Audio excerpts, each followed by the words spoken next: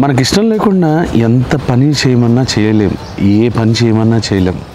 ఇష్టపడకుండా ఏ పనైనా కష్టంగానే ఉంటుంది. అలాగే దేవుని వాక్యాన్ని ఇష్టపడకుండా ఆ వాక్యం వలన ఆశీర్వాదాలు మనం పొందలేం. ఆ వాక్యాన్ని ఇష్టపడాలి, ఆ వాక్యాన్ని వినేటప్పుడు ఆనందించాలి. కొంతమంది వాక్యం వినేటప్పుడు ఎప్పుడైపోద్దా, లేకపోతే తప్పదు కదా, మనం క్రైస్తవులు ఆదివారం ఆరాధనలో వాక్యం వినాలి అన్నట్టుగా వింటూ ఉంటారు. దానివల్ల ఏ లాభం లేదు, దానివల్ల ఏ లాభం కలగదు. అదే వాక్యాన్ని బట్టి ఆనందిస్తూ ఇప్పుడే మొదటిసారి చూసినట్టుగా మనం వాక్యాన్ని వింటూ సంతోషించగలిగితే దానివల్ల నూతన బలం పొందుకుంటాం.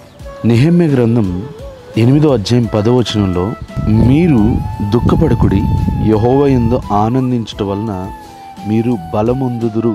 మీరు బలము పొందుతారు యెహోవా యందు ఆనందించటం వలన. దుఃఖపడద్దు, దేవుని వాక్యాన్ని ఆనందిస్తూ అనుసరించగలిగితే బలం పొందుతాం. అంతేగాని దేవుని వాక్యాన్ని ఏదో తప్పదన్నట్టు క్రైస్తవులుగా ఇంట్లో బైబిల్ పెట్టుకుని చదవకుండా, ఆ చదివే ఆసక్తి లేకుండా ఉన్నట్లయితే ఆ వాక్యం వల్ల మనకి ఏ లాభం కలుగుతుంది? అదే ఆసక్తి కలిగి వాక్యాన్ని చదివితే కొత్త కొత్త విషయాలు, కొత్త వాత్సల్యము మనం అర్థం చేసుకుని ఆశీర్వదించబడగలుగుతాం. కాబట్టి ఆ వాక్యమందు ఆనందించి బలం పొందుదాం. God bless you.